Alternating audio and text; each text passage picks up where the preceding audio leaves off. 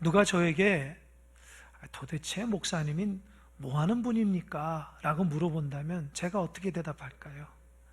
저는 그렇게 대답할 거예요. 목회자요? 목사요? 예, 목사는요, 하루 종일 말씀 연구하고 기도하는 사람이 목사입니다. 저는 그렇게 대답할 거예요. 제가 제 삶을 돌이켜봐서 제가 목사로서 특별한 게 뭐가 있나? 저는 예배를 준비하기 위해서 하루 종일 말씀 보고 기도하는 사람입니다. 말씀의 뜻을 알고 그 말씀 가운데 성도들이 그 뜻을 알기 위해서 연구하고 책을 보고 자료를 찾고 그거를 또 습득하고 그것을 외우고, 그래서 예배 가운데 성도들에게 가장 쉽게 정확하게 복음을 전하기 위해서 살아가는 사람이 목회자입니다. 또 여러분 보이지 않는 곳에서 여러분들 한 사람 한 사람을 기도해주고 축복해주고, 여러분 인생의 문제가 만난 자들에게 하나님 앞에 떼쓰면서 기도하는 사람이 목회자입니다. 목사는 그런 사람이에요. 목사가 뭐 대단한 것 같죠? 여러분 해보십시오. 하루 종일 하나님 앞에 절제하고 하나님 바라보며 내 삶을 다듬어 가지 않으면 직분을 감당할 수가 없습니다. 그래서 여러분들 저를 위해서 많이 기도해 주셔야 됩니다.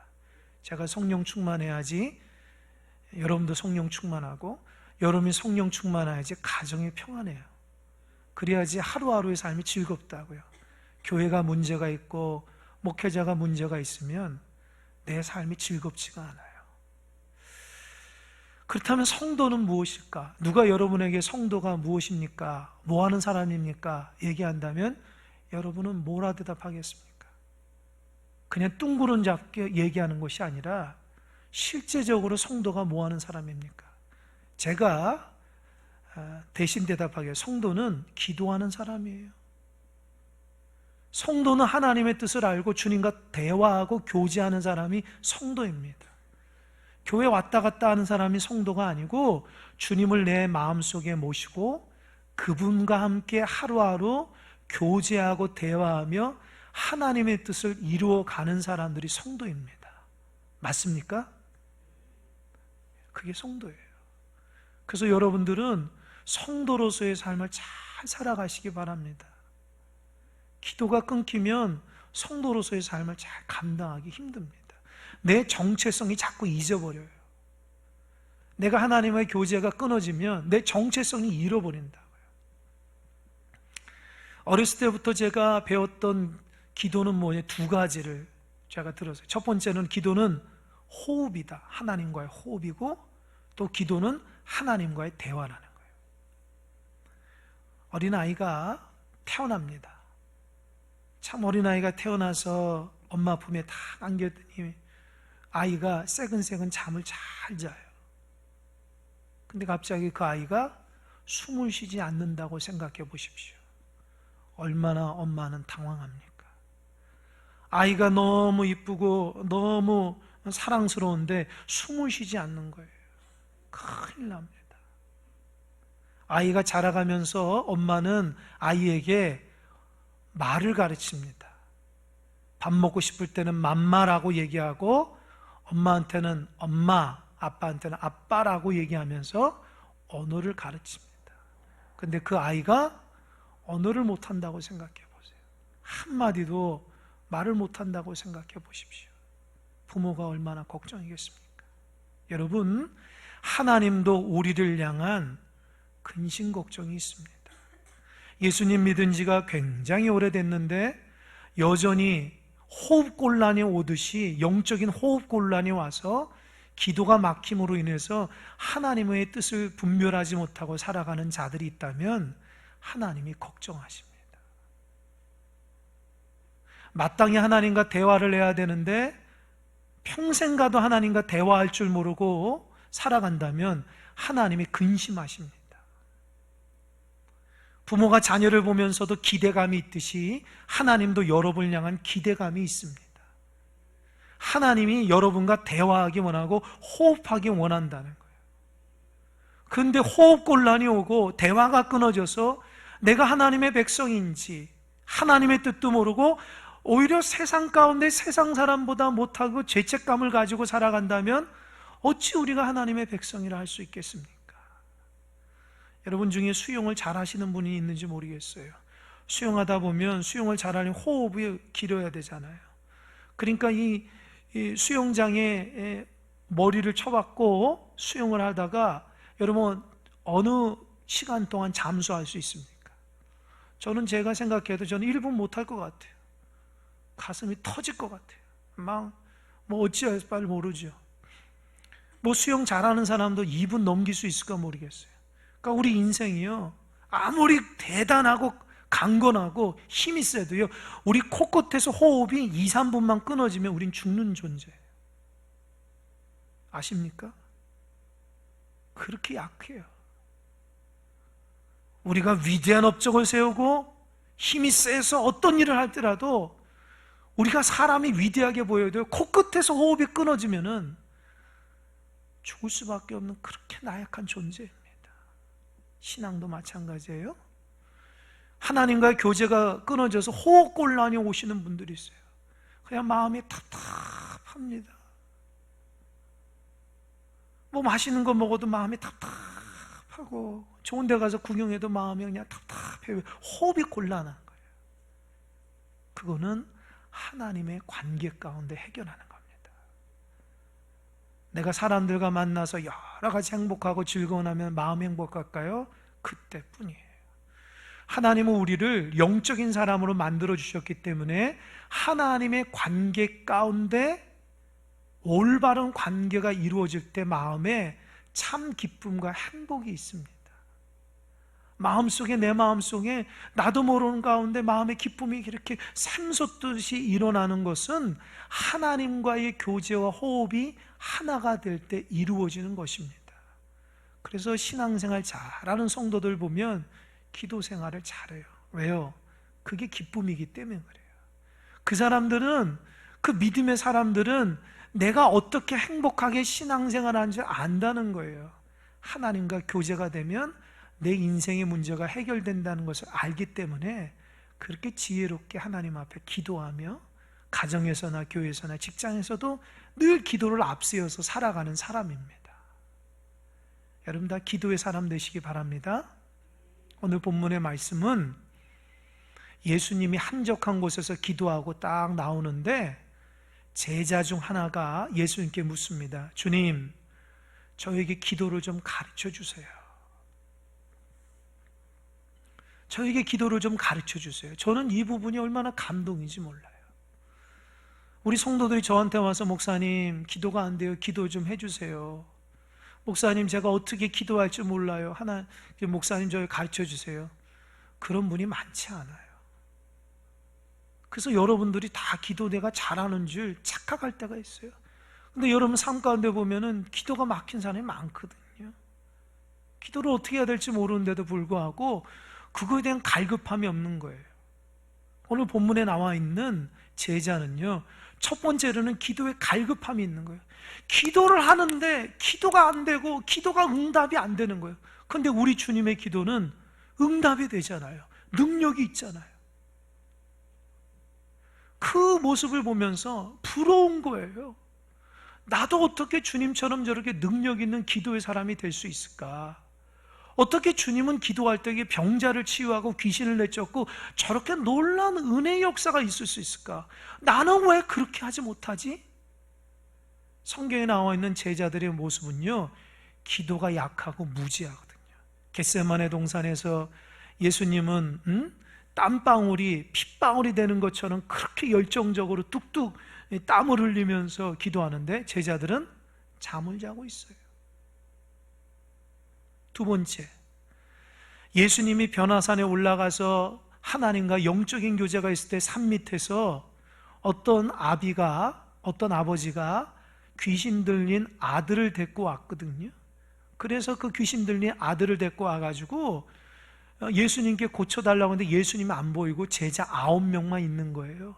그래서 그 제자들이 우리 주님이 고치는 것처럼 우리도 고칠 수 있다 해서 그 아이에게 손을 이렇게 탁 놓고 9명이 안수기도 했는데 귀신이 떠나지가 않는 거예요. 그 아이가 더 발작을 하는 거예요. 사람들이 조롱합니다.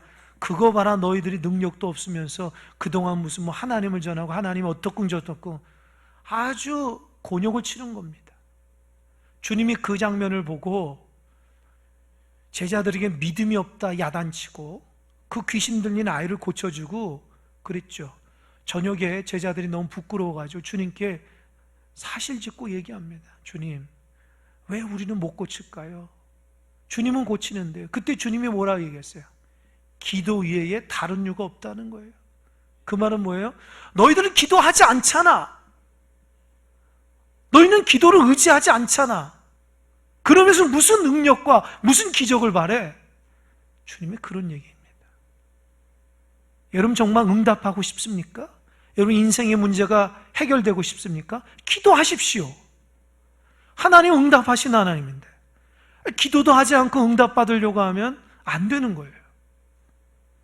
그러니까 이 제자는 신앙적인 삶을 살아가면서 답답한 거예요. 왜 나는 기도 응답이 안 될까? 주님은 저렇게 응답이 많이 받는데 왜 나는 능력의 기도의 사람이 안 될까? 아마 여러분도 그런 답답함이 있을 거예요. 이 두 번째로는요, 제자가 예수님께 기도에 대해서 가르쳐 달라고 하는 의도는 성경에 보니까 세례 요한이 제자들에게 가르쳐 주셨듯이 가르쳐 달라고 하거든요. 그거는 그 당시에 위대한 랍비들은요, 제자들을 많이 거느리고 있었는데, 그래서 그들 나름대로 영향력을 미치는데, 그래서 그 나름대로 공동체에 자기들만의 특별한 가르침과 기도의 가르침이 있었다는 거예요. 그러니까 제자가 주님, 우리는 세례 요한보다 능력의 공동체인데 주님이 더 기적과 이적을 많이 가르치는데 우리에게 주님만의 독특한, 우리 공동체만의 독특한 좀 기도를 좀 가르쳐 주십시오. 그러니까 우리 공동체가 이렇게 대단한 공동체라는 것을 사람들에게 알리기 위한 어떤 멤버십을 위한 기도의 부탁을 한 거예요. 그러나 주님은 그들에게 기도에 대해서 가르치면서 제자들만 기도하라는 것이 아니라 그 당시 하나님을 믿는 모든 백성, 심지어 지금 이 성경에 있는 우리에게까지 기도의 모범을, 기도의 그 기본을 가르쳐 주고 있는 거예요. 여러분, 예수님이 제자들에게 가르친 기도는 주기도문입니다. 주기도문 다 아시죠? 근데 주기도문이 뭐냐? 오늘 말씀을 그 주기도문에 대한 말씀이에요. 성경에 보니까 주님이 주기도문을 가르칠 때에 말씀하신 거죠.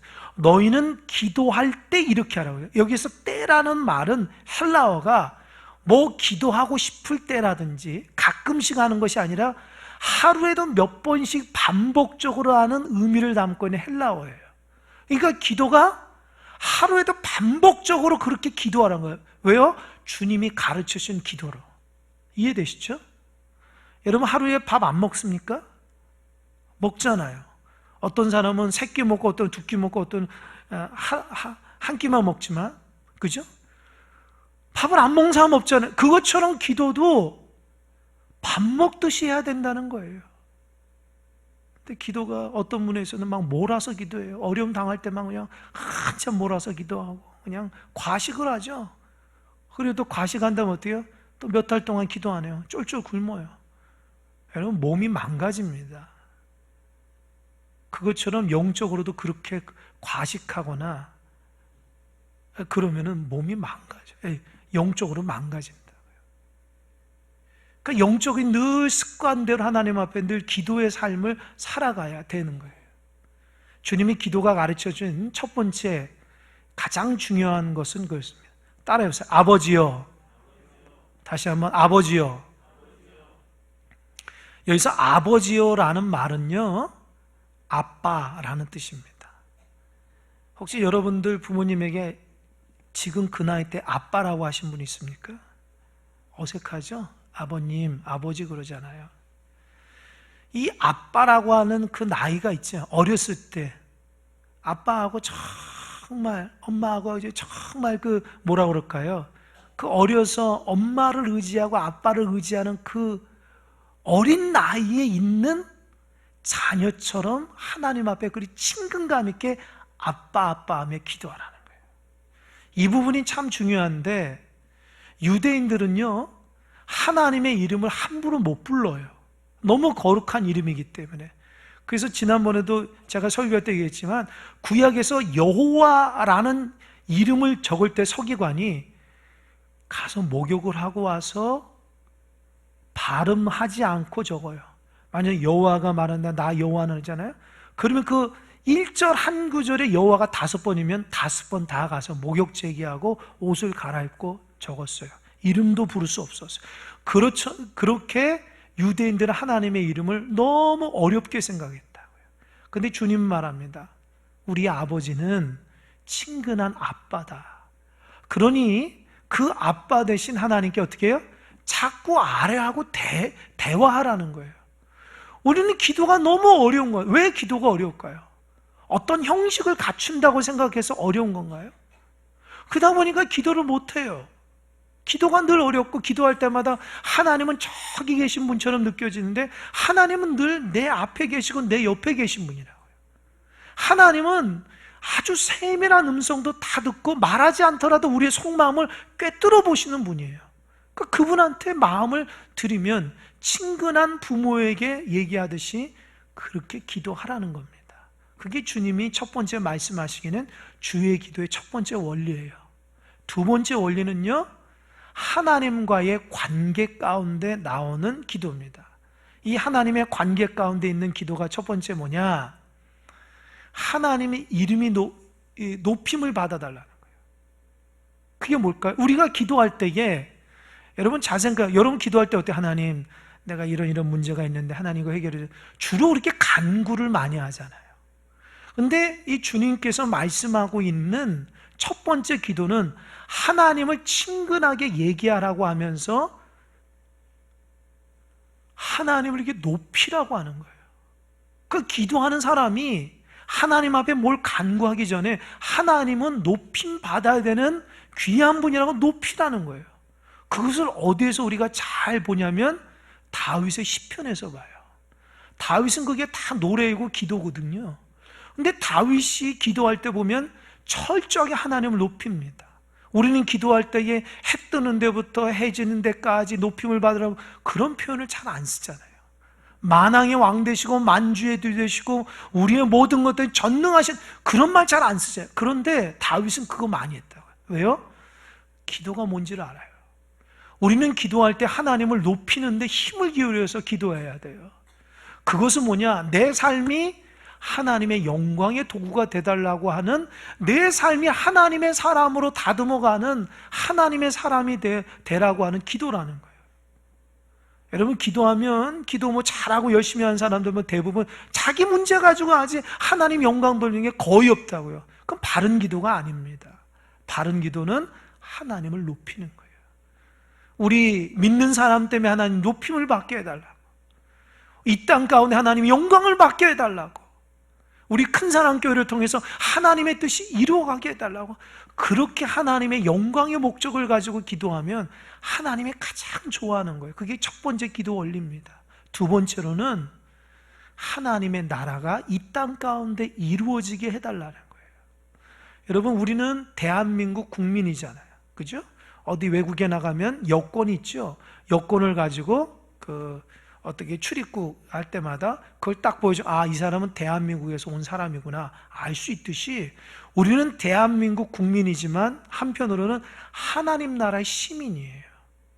그러니까 우리는 하나님의 원리로 살아가는데요, 하나님이 왕 되신 그 시민권을 갖고 있는 우리면 우리가 하나님의 원칙과 원리로 살아가야 됩니다. 그러니까 이 땅에 살아가는 사람들이 모두 다 하나님의 왕 되심을 기억해서 하나님의 다스림 가운데 살아가는, 내 삶이 하나님을 주인으로 모시는, 왕으로 모시는 그런 삶이 될 수 있도록 기도하라는 거예요. 이게 얼마나 감동인지 몰라요. 그 당시에도 많은 사람들이 하나님 나라가 오기를 꿈꾼다고요. 그러나 막상 하나님 나라를 꿈꾸면서도 다 이기적인 모습을 살아가는 거예요. 여러분, 주님이 반드시 이 땅 가운데 오십니다. 다시 오신다고 성경은 얘기하고 있거든요. 그 하나님 나라가 올 수 있도록 여러분 기도하시고, 여러분 삶 가운데 삶이 하나님이 내 삶의 주인으로서의 삶을 살아갈 수 있도록 자꾸 하나님 앞에 기도해야 된다는 거예요. 오늘도 세례교육이겠지만 세례교육하면서 인생의 제일 된 목적이 뭐냐? 하나님 영광 돌리는 것이 우리의 목표라고 제가 말했어요. 여러분 왜 살아갑니까? 왜 직장 다니고 왜 밥 먹고 왜 이렇게 살아갑니까? 하나님의 영광을 위해서 살아가는 거예요. 그 목적을 잊어버리니까 재미가 없는 거예요. 열심히 해서 돈을 벌어도 뭐 의미가 없는 거예요. 그거 벌면 뭐합니까? 쓰지도 못하고. 많이 먹어도 배부른지 몰라요. 왜요? 마음이 허기지니까. 좋은 집에 살아도 좋은 줄 몰라요. 왜요? 그 집이 하나님의 집이 아니라고 생각하는 거예요. 우리는 무엇하든지 간에 하나님께서 내 삶에 주권 되심을 기억하며 하나님과 동행할 때 그 행복감이 나오는 거예요. 여러분 다른 데서 행복을 찾지 마십시오. 하나님의 은혜 안에서 행복을 찾는 여러분 되시길 바랍니다. 그렇게 안 살면 불행하다니까요. 그렇게 한번 살아보십시오. 정말 행복한지. 하나님 잊어버리고도 다 잘 살 수 있는. 성경이 말하는 그렇게 살면서 행복한 사람이 없어요. 세 번째로 주님께서 말씀하고 있는 기도의 원리는요, 사람과의 관계예요. 사람과의 관계에서 이루어지는 기도를 하는데, 그 사람과의 관계에서 이루어지는 게 첫 번째 뭐냐? 주님이 말하는 우리에게 일용한 양식을 달라는 거예요. 여러분 하나님은요, 우리가 이 땅 가운데 고난받고 어렵고 힘들게 살아가는 거 원치 않으세요. 날마다 그날 주시는 일용한 양식을 먹고 건강하게 영적으로도 충만하게 살기를 원하신다. 그러니까 주님이 우리가 하나님 앞에 기도할 때 하나님 오늘도 우리에게 일용한 양식을 달라고 그런 간구를 하라. 여러분 사람이 살아갈 때에 하루 동안 써야 될 칼로리가 있어요. 뭐 남자는 2000 몇 배고 여자는 뭐 1900 정도 된다고 합니다. 그러니까 그런 칼로리가 있어야지 우리가 힘이 내서 뭐 일도 하고 무슨 공부도 하고 모든 경제 활동을 뭐 하루하루 살아갈 수 있거든요. 그게 공급이 안 되면 힘이 떨어지니까 힘이 약해서 활동을 할 수 없잖아요. 그러니까 하나님이 우리에게 그렇게 살아갈 수 있도록 먹고 마심에 은혜를 베풀어 달라고 기도하라는 거예요. 그러나 그것은 당연히 육체적인 것만은 의미하지 않고 영적인 거예요. 여러분 우리가 영적으로도 충만해야 돼요. 일용한 양식이라는 것은 풀어 해석하면 그날 우리가 가져야 될 영의 양식과 육의 양식을 먹는다는 걸 의미합니다. 여러분 내일 먹을 거를 오늘 다 먹을 수 있습니까? 내일 3끼 먹을 거 오늘 다 먹어서 6끼 먹고 내일은 안 먹고 그럴 수 있어요? 아니죠. 하루하루 살아가면서 자기가 먹어야 되잖아요. 똑같아요. 영적으로도 하루 몽땅 받아가지고 잘 살고 그 다음부터는 배 쫄쫄 굶어서 살아가는 그런 영적인 사람 되지 않길 바랍니다. 하나님 주시는 말씀과 기도로 늘 충만해서 오늘도 살아갈 수 있는 용기와 힘을 달라고 하나님께 기도해야 돼요. 영의 양식이 끊어지면 어떻게 되는지 아세요? 늘 배고파요. 늘 이렇게 뭔가 이렇게 허전하고 마음이 힘들고 그러다 보니까 마음속에 공허한 것 같고 더 깊어지면 외롭다고 생각하고 그러다 보니까 나는 불행하다고 생각해요. 이게 영적으로 하나님과 영의 양식이 끊어졌을 때 나오는 현상이라고요. 그러나 영의 양식을 잘 먹으면 어떻게 배부르거든요. 잘 먹었다. 음식점에서 아주 맛있는 국밥을 한 그릇 탁 먹고 나와서 야 오늘 정말 잘 먹었다 하는 것처럼 하나님의 영의 양식을 받아서 살아가는 사람들도 그렇게 행복감을 느낄 수 있어요. 여러분 하루하루 행복하게 살아가시기 바랍니다. 아멘. 여러분 그래서 육적으로 영적으로 해요. 두 번째로는 참 이 부분이 제가 마음에 감동을 받는데요. 용서하는 삶을 살아가야 돼요.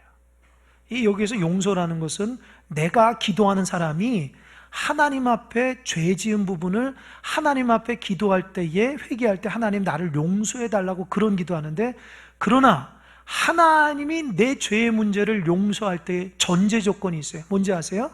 누가 나한테 잘못한 사람이 있는데 내가 그 사람을 용서해 줘야지 하나님도 나의 죄를 용서해 준다는 거예요.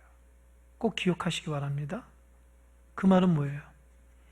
내가 누군가 용서할 줄 모르고 베풀 줄 모르고 사랑할 줄 모르고 그 사람과 담을 쌓고 미워하고 시기하고 질투하는데 하나님 앞에 내 죄의 문제를 해결해 달라고 기도하면 응답될까요? 안 된다는 거예요. 주님이 이 부분을 아주 정확히 지적했어요. 우리가 살아가면서 용서의 삶을 살아야지 하나님도 우리를 용서해 준다는 거예요. 성경에 보면 너희들이 하나님 앞에 제사할 때에, 예배할 때에 너가 누군가 마음에 얽히거나 하나 되지 못하고 미워한 거 있으면 그걸 해결하고 와서 하나님 앞에 제사하라고 그랬거든요. 여러분, 하나님은요 우리를 회개시키고 용서하는 삶을 살아가는 이유가 뭔지 아세요? 내가 먼저 용서해주고 내가 먼저 용납해주는 삶이 돼야지 하나님도 똑같이 우리를 용서해 주는 거예요. 그래서 여러분, 마음속에 미워하는 사람이 있으면 다 그 미움을 푸시기 바랍니다. 담을 쌓고 있는 사람이 있으면 그 담을 허물어 버리세요. 그래야지 하나님도 여러분의 죄를 용서해 주십니다. 그냥 평생 꽁꽁 감고 있으면 안 됩니다. 여러 가지 모양으로 살아가면서 힘들고 어렵죠. 그죠? 마음의 상처도 있고 또 마음의 아픔도 있고 누구 때문에 내가 이렇게 됐다고 하는 그런 생각들도 있는데 여러분, 그것도 다 내려놓으시기 바랍니다. 그 용서하는 마음이 있을 때 하나님이 여러분을 용서해 주시는 거예요. 그걸 놓고 기도하라는 거예요. 그러니까 여러분, 도저히 누구를 용서할 수 없으면 하나님 나에게 용서의 마음을 달라고 기도하십시오. 미워하지 않도록 해달라고 기도하십시오. 그래야지 하나님도 여러분을 미워하지 않고 용서할 수 있습니다. 그렇게 사시기 바랍니다. 그게 믿는 사람이에요. 미워하지 마세요. 용납하시고 사랑해 주시기 바랍니다. 세 번째로는 주님이 우리 인간 세상에서 살아가면서 시험에 들지 말게 해달라고 그렇게 주님이 기도하라는 거예요. 여러분, 이 시험이라는 말이 두 가지가 있다고 그랬죠. 하나님이 우리에게 주시는 시험이 있고 사단이 우리에게 주는 유혹이 있어요. 하나님이 우리에게 주시는 시험은 좋아요. 우리가 시험 보는 거 우리 중고등학생 오늘 얘기했지만 일정 기간 공부를 하면 기말고사, 중간고사를 보잖아요. 그죠? 그렇게 하니까 어떻게 해요? 내가 어떤 실력인지도 공부해서 그 테스트가 되는 거잖아요. 그러니까 내 실력이 이렇게 올라가는 거잖아요. 그게 하나님이 우리에게 주시는 테스트입니다. 그래서 때로는 이렇게 살아가면서 나에게 고난이 있고 막 어려움이 있어요. 그 왜 그럴까? 하나님이 내 믿음을 보시는 거예요. 너 정말 말씀대로 그 믿음대로 잘 사는 테스트를 해보는데 그 테스트를 안 받으려고 하면 안 돼요. 그 테스트를 넘어가야 돼요. 어떻게 해요? 믿음으로. 인내하면서 해야 된다니까요. 그 테스트를 안 받으려고 하면 내가 하나님 앞에 믿음이 통과가 안 되는 거예요. 그러면 늘 거기에서 넘어지는 거예요. 그걸 넘어지는 사람이 있어요. 꼭 똑같은 일에 넘어지는 사람이 있어요. 그걸 넘어야 돼요. 그걸 인내함으로 잘 견뎌야 돼요. 그러나 사탄이 주는 시험이 있습니다. 오늘 본문에 나온 시험이라는 말은 사탄이 주는 거예요. 영어로 temptation이에요. temptation. 유혹이라는 거예요. 우리가 정말 믿었지만 우리도 자꾸 이렇게 마음에 유혹을 받을 때가 있어요. 여러분, 죄를 어떻게 짓나요?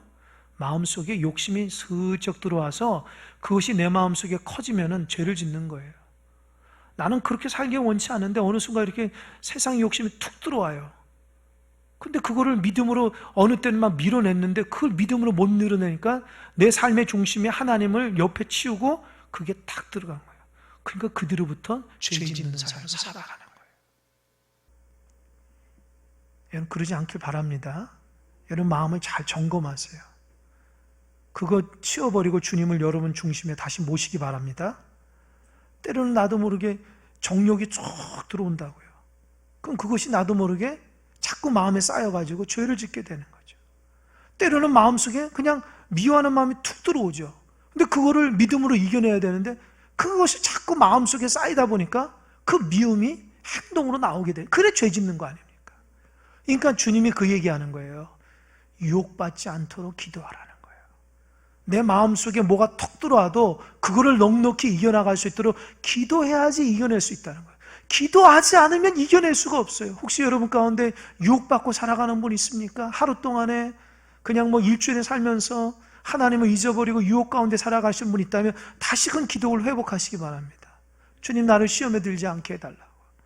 하나님, 나를 시험에 들지 않게 해달라고. 내가 시험에 빠졌습니다. 내가 세상의 욕심 가운데 빠졌습니다. 주님, 나를 원상태로 돌려달라고. 그렇게 기도할 수 있어야 돼요. 그래서 이 5가지가 주님이 우리에게 가르치는 기도, 그 기도를 어떻게 해요? 날마다 하라는 거예요. 하나님을 영광 돌리고 이 땅 가운데 하나님의 나라가 있고 내가 하나님의 종으로서의 삶을 살아가고 내가 오늘도 살아갈 수도 힘차게 살아갈 수도 영육간에 강건하게 살게 하시고 또 이웃과의 관계에서 미워하지 않고 용서하는 삶을 통해서 하나님의 용서가 내 것이 될 수 있도록 또 세상의 미혹에 유혹에 넘어져서 쓰러져서 하나님을 등지고 살아가지 않는 자 되게 해달라고 그렇게 기도하라는 거예요. 여러분, 정말 그 말씀을 묵상해 보면요, 그게 맞아요. 우리 삶 가운데 그 부분이 제일 약해요. 근데 그거를 약한 줄도 알면서 기도하지 않으면 큰일 납니다. 그리고 나서 오늘 본문에 이 8절부터 13절까지는요 거의 반을 무슨 얘기냐면 너희들이 기도하면 내가 응답하겠다고 비유를 들어요. 그 말은 뭐예요? 너희들 정말 기도하면 내가 정말 응답할 텐가 제발 좀 기도를 좀 하라는 거예요. 얼마나 기도를 안 했으면 제자들이 주님께서 기도에 대한 확신을, 응답에 대한 확신을 줄까요? 여러분, 저도 마찬가지로 우리 성도도 얼마나 기도하는데 기도 안 한다고요.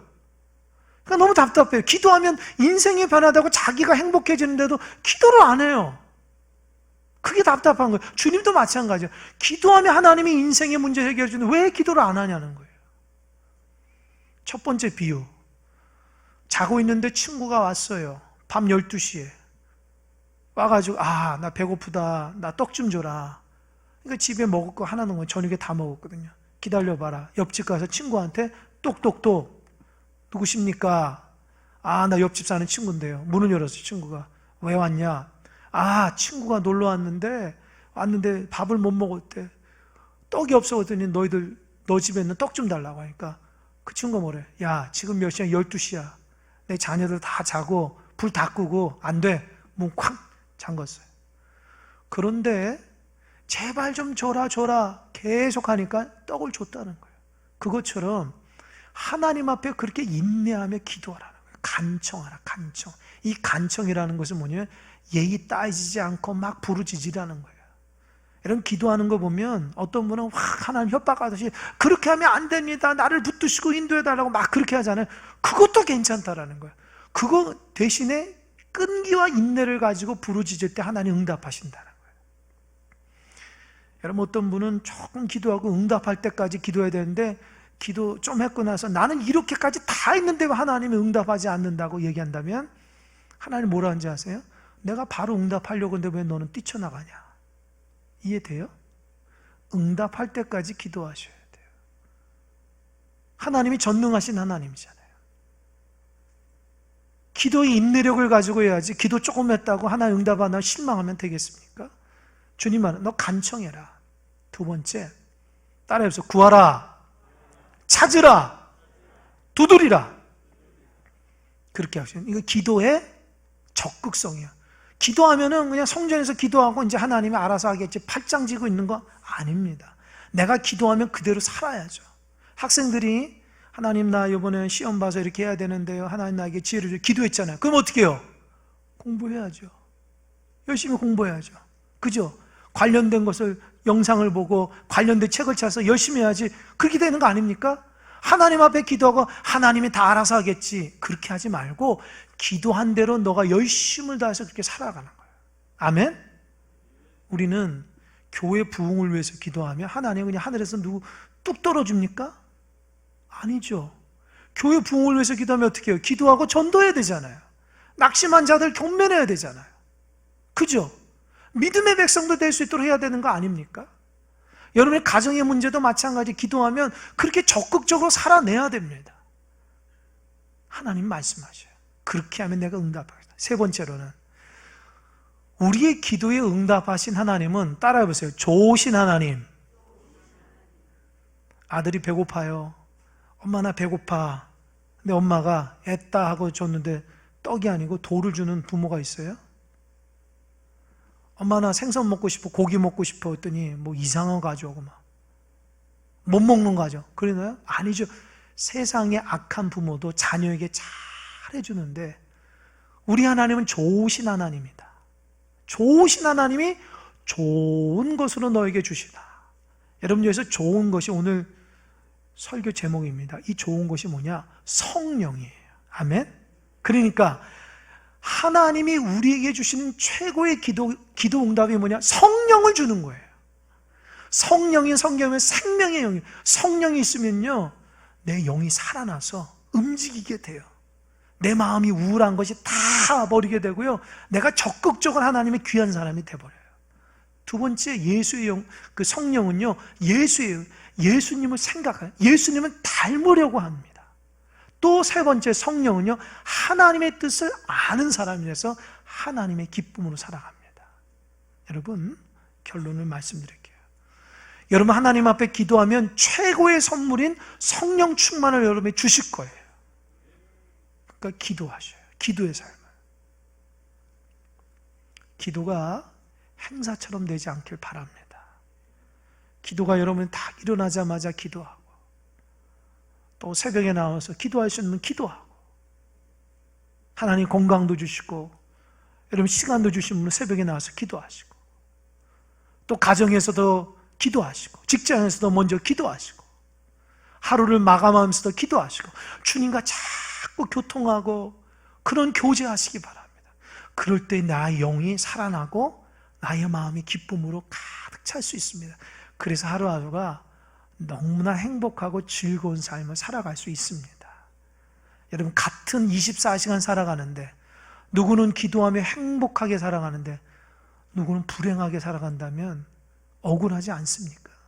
왜 나는 저 사람처럼 행복하게 못 살까?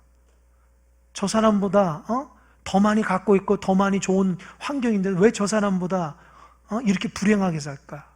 이유가 뭐죠? 하나님의 교제가 끊어져서 그럽니다. 다시 한번 여러분, 행복한 삶을 살기 위해서 하나님 앞에 기도하며 주님 가르쳐주신 기도 가운데 그대로 본을 받아서 능력 있는 하나님 백성 되시기 바랍니다. 아멘.